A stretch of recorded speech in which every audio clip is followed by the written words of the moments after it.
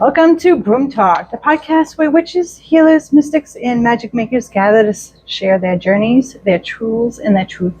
I'm your host, Priestess Melissa of Enchanted Dragonfly, inviting you to take a seat at the Broom Circle because the real magic is in the stories we tell. So let's stir the cauldron and speak the spell. So I have a very enchanting lady with me today. So tell us your name and your business name. I am Kristen Richards, and my business is Roots and Remains. Nice. So tell us about what it is that you do. So I collect a lot of things from nature, and I had so much of it that I started crafting. Nice. I do a lot of bone art, just giving meaning to something that once was and making it again here. Nice. Love that. Where are you located? I am from Auburn. Awesome. And I do all my crafting at my house. Nice. And do you have a physical shop or is it online? No physical shop, just online. Okay. Yep. Awesome. I will post the link to her shop or Facebook page in the description with this podcast. How did you start doing what you do? Just having a big collection of stuff. I hike, I hike in the wilderness in the White Mountains a lot. Love it. And there's a lot to be found up there. Mm-hmm. Yep. I love that. It's a good way to declutter some collections after a while, right? I think what really started it is I started getting into like mushrooms and foraging. And then I started utilizing the hikes to do that. Nice. And would find so many things going just off trail a little bit, and it really spiraled from there. I love that. It's fascinating what you can find when you just pause for a moment and like take a look around. Just being present, yeah. Like that's really what it's all. It's not about like the destination for me because it's fun to pick somewhere to hike to, like a waterfall or something. But it's every step of the way on the way there that really matters. I love that. Yeah. Nice. What type of practitioner are you? So I don't have a specific practice. I just feel very in touch with nature. Always been a water dirt girly. Nice. Yeah. So the sound of water immediately calms me in my brain. Nice. And I am just barefoot everywhere. I love that. As soon as I hit the wilderness off like the heavily traveled trailheads up there, shoes come off. Making potions and concoctions at 5 years old, and then mud and the dirt and all the water. Oh yeah. Yep. What is your spiritual origin story or awakening moment? I think it was only about 5 years ago. And I finally discovered who I was after growing up in the system. Okay.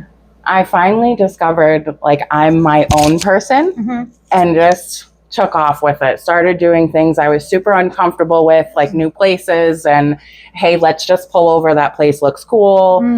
And that made me find hiking in a different way because I would go camping by myself. Ooh, yeah, it was like a big thing away from, growing up with the system, it's a lot of in the city and stuff like that. So being alone was just so, I don't know, I have goosebumps. Like it was special to me. Yeah. And then I just basically started almost living out there in my car. 2 a.m, I want to see the stars. I would get up and go. And I think just really finding myself with each moment that I was able to be super present there was it. There are some cultures where that's a rite of passage from being a girl to a woman or a boy to a man. I did know that, the night alone in the woods. And, yep. You learn a lot about yourself. Especially like I never used to like to be alone, and I used to look for reassurance from all corners of everything. And the last, I'd say 3 years, not lonely. I just find joy in those little moments of like being present is so important. Yes. And I feel like certain amounts of solitude is important to get with yourself and have that alone time and reflection. Absolutely. What is your daily spiritual or magical practice like? So I have obsidian on my desk at home, and first thing I do in the morning is I pick up the obsidian and I have a selenite heart. Nice. And I just think very positive things. I hold it to my heart a lot, and just tell myself how badass I am. Yes, absolutely. You know? Like, because you're the only one who's fully going to love yourself and know yourself. And that was the thing with being lonely is, you know, you find yourself and then you're like, oh, I'm a whole vibe. Yes, absolutely. So yeah. Nice. Love that. Who or what inspires your path the most? My daughter. Oh. Yeah, I have a 16-year-old daughter. Oh. She's literally my whole world. She's my biggest fan too. Like I'll be doing art. She'll come in. She'll be like, Mom, that's awesome. Love that. But yeah, I do everything I do for her. I don't have much family. So like she's what I got. And I got my mom, but my daughter is just, she drives every inch of motivation in me. Yeah. Good. Nice. It's good that you have a loving relationship. We do, and I'm so thankful for that too. Yeah, because 16, you know, they don't really want much to do with you, but she's so amazing. She is. Good. Yeah. Good. What was your biggest challenge you faced on your journey, and how did you overcome it? I guess it was the loneliness. Yep, and then just overcoming it was learning to be present, learning to be positive and not letting the negativity take over. And being present in the moment allows you to kind of, I call it scheduling out the stress. Yeah, true. If there's nothing I can do about something until, say, I get a paycheck on Friday, why am I going to cry about it all week? Right. I have to try to be positive and say, okay, Friday I'll deal with this. Yeah. But like, that's the most important, is just knowing yourself in the moment and how to figure out the troubles that come up. And that being able to handle stressful situations like that, and being able to kind of lay it out like that out into the future, or knowing you can't do anything about it right this moment and make a plan about it, that's a lot speaks of your spiritual journey. Yeah. And it's taken a long time to get that. Oh yeah, absolutely. It's no walk in the park, it's a walk in the woods. Yeah, there you go. Exactly. Sometimes you're bushwhacking through. Yes, absolutely. What tools, methods, or spirits guide your work?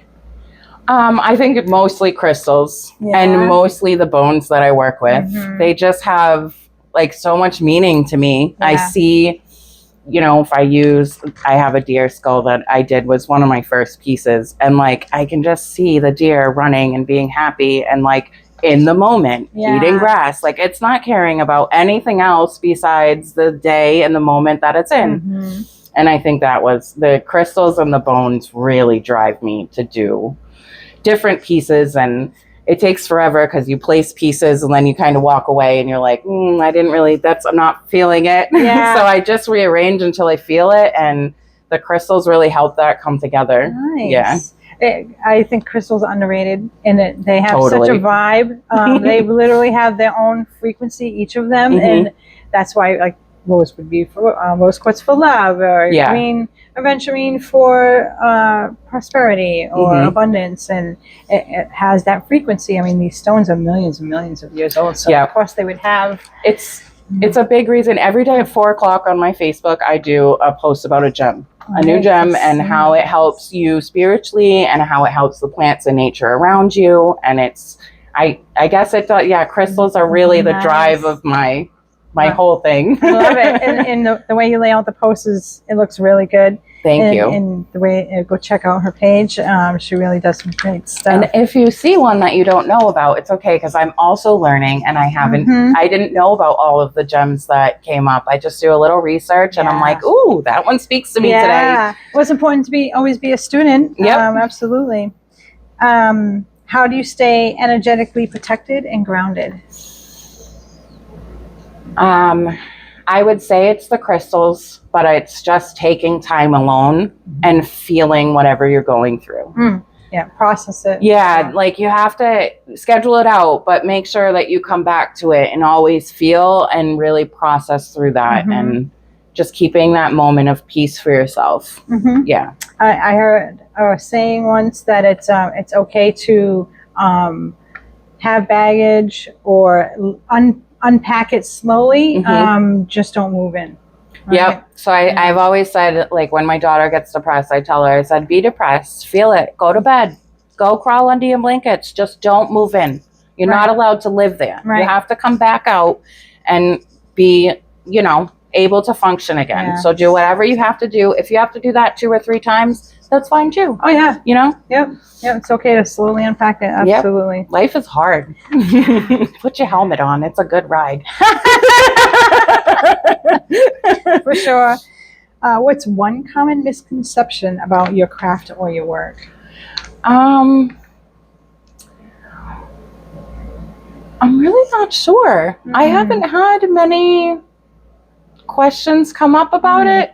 I would say that I always make sure to specify that things are ethically sourced. Yeah. That means a lot to me as well, like finding the pieces. I have purchased pieces from other, like butcher people on Etsy. They have like a farm and they have animals that passed away. Yeah. So they're always ethically sourced. Most of the time, 90% of the time, it's something I found myself. Nice. Yep. Nice. But I think that's the biggest thing. Yeah, I can see that. Yep. Nice. Can you share a powerful or memorable client transformation or a transformation that was tied to you somehow? I get a lot of comments on my post and messages about people learning about the crystals and learning about different things. So I had a woman who messaged me and she read a post I had about amethyst. And she was like, I'm constantly anxious. And she just had this whole list of stuff. And I said, I don't sell crystals directly, but I have the pieces with the story that tell, and it will help, you know, have that in your space will be good. And she did. She sought out the pieces on my website that had amethyst in it, and she got it up. And I'm so, this was recent, so I'm wondering now how she's feeling. Hopefully good. Yeah. This is really healing. So Yeah. that's Yeah, good. it's a big one in my house. Yes. Yeah, I've gotten a couple from you here too, and I love them. Yes, I love it. Thank you very much. What sacred What sacred self-care practices keep you aligned? Say that 3 times fast. Yeah. So deep breathing. Yep. And just solidarity, just to make sure that you come first. Like, if you're not feeling it, don't do it. And you have to be able to sit with yourself and realize, like, why don't you feel like doing it? Is it something you have to push yourself to do? And things like that. Yeah. Yeah. That's important. Yep. Yes, nice. What does success look like to you as a spiritual business owner? I just want people to feel better. I want them to have some positivity in their space. I want them to bring that crystal and those bones and just know that everything can be renewed. Everything. If you feel like there's this huge problem, look at something bigger. That's why I go to the mountains. The mountains really, it takes your breath away. The view is so open. So it really puts into perspective for yourself how small, just the moment, you know, if you can get past the moment, then you're good, you know. That's true. Good advice. Nice. Do you follow the moon, astrology, or seasonal cycles in your work? I did the winter solstice this year, and that was a lot of fun, but I'm still learning about them. So there'll be more to come with that. Yes. Nice. Yep. Yes. The seasons and the way that we are in that moment, you know, the seasons are important, you know. Right now we're in the middle of summer, and even though it's hot, it's still that everything's life still is alive. blooming. Yeah. And I'm someone who couldn't live without all the seasons either. Like even in the snow, I'm up there. We're up there in the mountains. Yep. That's a whole different world. Got snowshoes and everything. Talk about quiet. That. Oh, I can imagine. The smell of the pine, and I love that. It's my favorite. Yep. Yes. And then when I create with the stuff that I bring home, I remember those too, and it makes me feel good all over again. And I hope that energy is passed into the piece to the next person. Yeah. I believe so. Yeah. You know, you imprint on everything, especially when you're working with something like that. Yeah. And you're putting that art together like that, you're definitely putting that energy in there. It means a lot to me. So Nice. What is something you wish more people knew about your energy work, or any rituals that you put into your crafting? It's just to be positive. Like I said, I try to remember the experience that I had finding the piece. Or if I use a certain stone, sometimes it's just the stone that spoke to me that day, and I went through and happened to find the bone that felt good, that went with it, and then it goes on to creating the story and the feeling behind it. And it's just a process of all of the feeling put together in the spiritualness. So yeah, I guess in a way that's how I do it. Nice. Yeah. I love that. It's just, you just let it flow. Yeah, it's you can't force it either. So like some days I just am not feeling creative. I'll try a different thing and I'll be like, it's not it today. And then there's days like yesterday where I did 5 pieces. Yeah. You know, and it's like, wow, I worked all day. I'm tired. But this is great, you know. And it's important to acknowledge when it's not the time. Yeah. You know, and accept that. Yeah. Be okay with that. Yep. Yeah. Absolutely. There's nothing wrong with that. And because it can't be all the time going. Right. Change of plans is hard. So when you realize that you're like burning out and you have to change plans, it's okay. It's okay. There's time. There's all the time in the world. I know some people see it differently, but in the moment, there's all the time in the world, you know? So don't dwell too much on the single one. Yeah. Absolutely. Nice. If you could give one piece of advice to someone just starting their path, what would it be? Work on grounding and positivity. I think that's where I started. Being positive was hard for me. I had a friend, and my best friend, and I used to go over her house. She's much older than I am, and I used to start talking about my rough day, and she'd be like, nope, no negativity here at all. It used to bother me so bad. Like it really did. Yeah. And now that's how I am. And I thank her all the time. I'm like, thank you for that, because I hated it at first, and I thought you were pushing me away a little bit. But the reward at the end, like, we've been friends, I think, 15 years. So is like, this is how I am now, and I love it. So just like being positive, it's really hard to work on. It's realizing in the moment that you're not being positive, and that's hard to do, and knowledge like I'm not doing what I need to be doing, and then fixing it in real time, which is hard. That's my biggest advice, is like just in real time, like make it count. Nice. That's good advice. Yeah, because it's while negative things or negative feelings or something negative will come up, but you don't have to be negative. It's part of your personality. You can acknowledge it. You know, you lost something, what have you, but to be positive, like, how is this positive, or how is this happening for me, even if it's silly. Pick something positive out of it. Even if it's silly, pick it out and run with it. And your brain will adjust. It really does. It will. It really does. It's fascinating. What magic are you currently brewing? New offers, that sort of thing, and I understand we have to keep things quiet sometimes before we release it, but is there anything that you would like to share? Just getting up stock and taking my time and making some pieces. I have a new consignment opportunity coming up next month, Cottage Melts in Ludlow. Nice. And they reached out to me about my art. Ooh, and I was ecstatic. Nice. Yeah. So I've been working heavily on that. Just getting up some stock, and then getting up some fall stock as well. Just working a little hard away. Yes. It's nice to be noticed. None of that. Nice. So what is your sun, moon, and rising sign, if you know it? I don't know it. I can run your chart for you. Okay, that would be great. So your sun sign is the sign you were born in. Okay, Capricorn. Okay. And then the moon sign, and then your rising sign, which is also ascending. Okay. But I will get some information from you, and I can run your chart. I will love that. Like I said, I'm still learning about a lot of things. I've always been like very intuitive and very into nature and stuff, but learning deeper into that has been really nice too. Nice. It's a fascinating chart once you start reading it. So these are going to be some fun questions. Ooh, okay. Do you have a favorite crystal or herb or tool that you always work with? So rosemary. I always work with rosemary. I mainly use it because it's great for inflammation, but it's great for so many other things. It does, yeah. Yes. It's a common, I grow herbs year round in my house too. So I have a lot of time and I have a lot of rosemary that I do. Nice. And I guess my favorite crystal is the black tourmaline right now. And I bought this little one from you today. Yes, it's beautiful. I love it so much. It made me feel so much better all day. Good.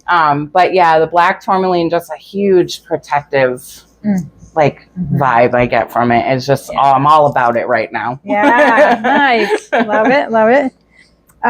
What is your magical nickname or an archetype that you resonate with?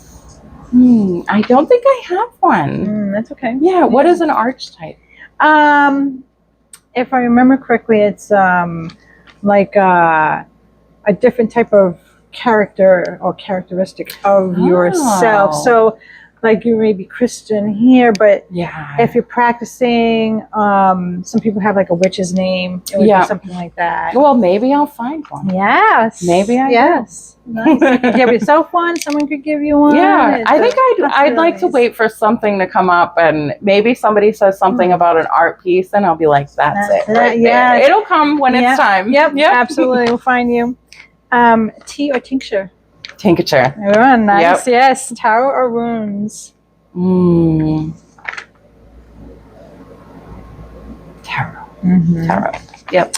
Cauldron or candle? Candle. Nice. Yep. If your spirit guide had a voice, what would it sound like? Like a child. Oh, really? Yeah. My inner child is very present since I found myself. Growing up in the system, I'm someone who never even got to go to the mall with my friends until I had my daughter already. Yeah. So it would be definitely a child. Yeah. And do you have any pets? I have lots of pets. Do you really? Nice. I have 3 dogs, 3 cats, 3 geckos. I have a corn snake. She's about 6 feet long, and she has beautiful red colors. Snakes. Yes. And I have some fish, and I have a 16-pound house rabbit. He runs around the house with the other animals. He's litter trained. He's amazing. How big is he? He's big. So he's probably about 2.5 my head. Wow, so when I show people, he's 16 pounds of floof. Oh, yeah. Floof puddle on the floor. And he's the only man in the house. Yeah. So all the other pets are female? Yep. That's fascinating. Yep. And it wasn't really on purpose. Yeah. But he is the man of the house, definitely. I also find it fascinating that you have almost 3 of each. I do. That's yes. Cool. Yep. I almost 3. The next rabbit will be my 3rd rabbit, so not at the same time, but just about. Nice. That is funny, huh? Yeah. We'll have to look up 3s. 3s, yeah. Sometimes 3s resonate with somebody, and it's the 3 is a cycle of life. Yeah. And and it's funny because I got them different times too, so I ended up with 3 of each. Right. Yeah. Yeah. So I got 2 geckos and then rescued one, and I had 1 dog, then got another, then my daughter got a dog. So it wasn't like I got 3, but it just came that way. That's nice. Yeah. We'll look up 3s later. Yeah. So those are all the questions I have for you. Was there anything else that you wanted to add or talk about? Not really. I just hope that everyone is having a good day, and remember, just be positive. Be in the moment. Take that deep breath. Tell yourself it's okay. Just be nice to yourself. Yes. Love yourself first. Yep. Fill your cup first, because you can't pour from empty cups. Exactly. I love that analogy. I love that one so much. It's important because sometimes when they do the visual. Yeah. Yeah. So that concludes this episode of podcast. Come and check out her Facebook page, and you'll be able to see her website on her Facebook page as well. I'm going to put that link in the description, and come check us out. We are located at 99 Church Street in Whitensville, Massachusetts, and follow our podcast and like this video and help us grow our not a station, but channel. Yeah. Is it a channel? Yeah. Episodes. Yeah. But Take care, everybody. Bless be. Love you all. Bye.